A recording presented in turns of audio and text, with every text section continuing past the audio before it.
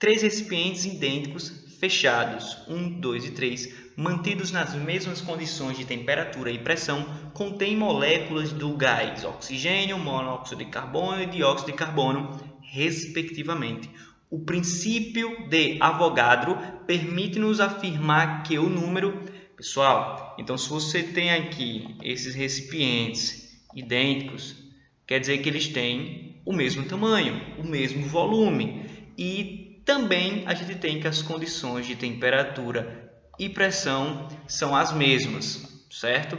Então, se você tem recipientes de volumes iguais, nas mesmas condições de temperatura e pressão, você vai ter o mesmo número de mols para qualquer gás, ou seja, o mesmo número de molécula para qualquer gás, certo? Se você tiver, por exemplo, 1 litro de oxigênio, 1 litro de CO2 e esses recipientes estão nas mesmas condições de temperatura e pressão, você vai ter o mesmo número de mols para oxigênio e para CO2. O número de mols, lembrando, é uma grandeza de quantidade, 6 vezes 10 a 23. Então, você vai ter 6 vezes 10 a 23 de moléculas de oxigênio, 6 vezes 10 a 23 moléculas de CO2, certo?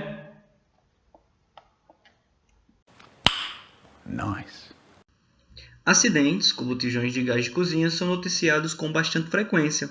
Alguns deles ocorrem devido às más condições de industrialização, botijões defeituosos, e outros por uso inadequado.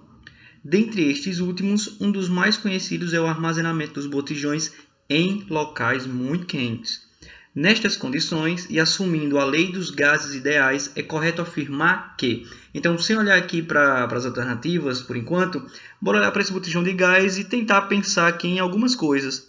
Lembrando que, quando a gente está falando sobre esse botijão de gás, a gente está falando de um recipiente que o volume não varia, o volume é constante.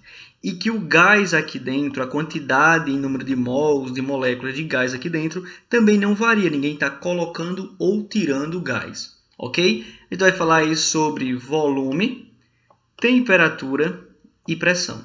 O volume é constante, então como é que se comporta a temperatura e pressão? Bem, se eu aumento a temperatura, a pressão ela também aumenta, são grandezas diretamente proporcionais, certo? Então, a resposta para essa questão vai ser o número de mols permanece constante e a pressão aumenta. Uau! Você brincou de encher com ar um balão de gás na beira da praia até o volume de 1 litro e o fechou. Em seguida, subiu uma encosta próxima carregando o balão até uma altitude de 900 metros, onde a pressão atmosférica é 10% menor do que a pressão a nível do mar. Considerando que a temperatura na praia e na encosta seja a mesma, ou seja, isotérmica. A gente está falando de uma transformação isotérmica, a temperatura é constante. O volume do ar no balão em litros após a subida será. Então, beleza. Vamos só fazer aquela análise das grandezas, né? Deixa eu colocar aqui a canetinha. Temperatura, pressão e volume. Dessa vez, a temperatura ela é constante. Então, como é que se comporta a pressão e o volume? Se você diminui a pressão, o volume ele aumenta. São grandezas inversamente proporcionais. Agora, bora para os números. Eu vou pegar a fórmula da equação geral dos gases. Como a temperatura é constante, eu poderia escrever isso sem levar em consideração a temperatura, certo? Destaquei aí o volume final, porque é o que a questão quer. Dei uma organizada na fórmula, joguei a pressão final para o outro lado dividindo, né? Estava multiplicando. E acrescentei os valores. Aqui, ó, para a pressão final, é 0,9 atm, 10% menor do que a nível do mar, que é 1 atm, certo? Então, veja bem, fazendo essa continha, nós chegamos ao resultado que bate com o nosso raciocínio, porque antes a pressão era 1 atm e caiu para 0,9. E o volume era 1 litro e aumentou para 1,1 litro, certo? Então, a resposta certa, letra D.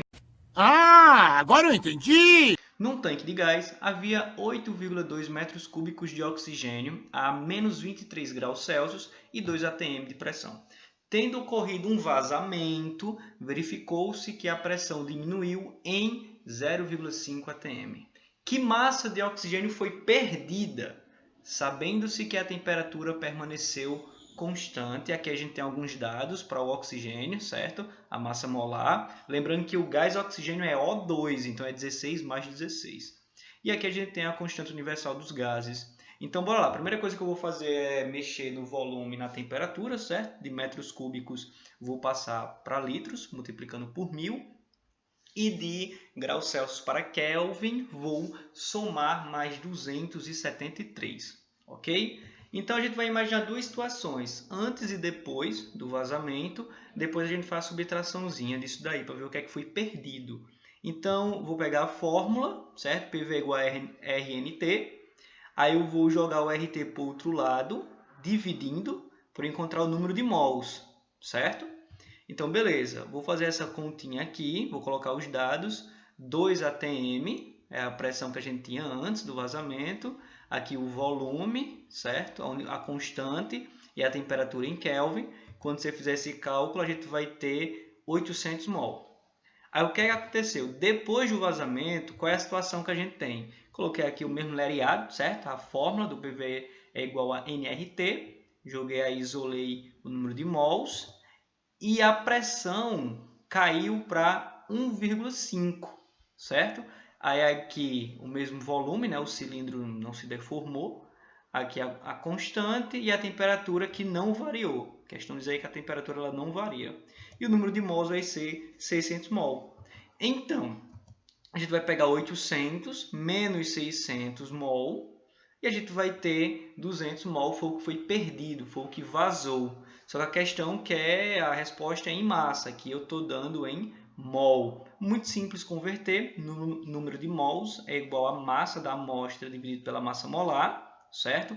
Eu quero a massa, então eu vou isolar ela, certo? Vou jogar a massa molar para o outro lado, ela vai passar multiplicando, o número de mols é 200, a massa molar do O2 é 32 gramas por mol, lembra que eu falei lá, certo? Desse detalhe. E depois que você multiplicar, você vai ter 6.400 gramas de oxigênio, ou 6,4 quilogramas. Agora eu saquei! Em um reator nuclear, a energia liberada na fissão de 1 grama de urânio é utilizada para evaporar a quantidade de 3,6 vezes 10 a quarta quilogramas de água a 227 graus Celsius e sob 30 atm, necessária para movimentar uma turbina geradora de energia elétrica. Admita que o vapor de água apresenta o comportamento de um gás ideal, então a gente pode aplicar o PV é igual a nRT, né?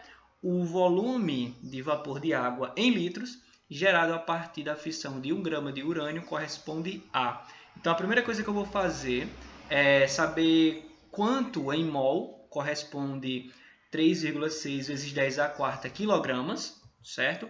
Lembrando que a massa molar da água não veio aí, mas é 18 gramas por mol.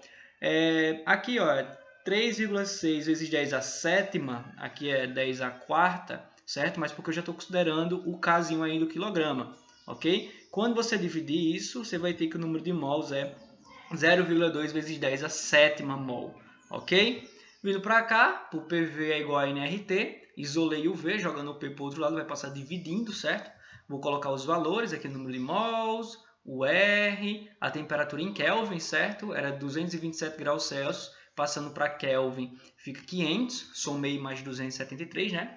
E dividi por 30, que é a pressão, veio aqui no enunciado, ok? Então, quando você fizer esses cálculos, você vai ter 0,27 vezes 10 a sétima, ok? Só que você anda a vírgula aqui, fica 2,7 vezes 10 a sexta. Pequeno erro aqui, né? Eu deixei o 7, aqui seria um 6, ok? Desculpa aí. Mas a resposta seria a letra B, tá bom? Espero que tenha te ajudado. Aqui no meu canal eu tenho outras resoluções de questões, tudo bem? Valeu!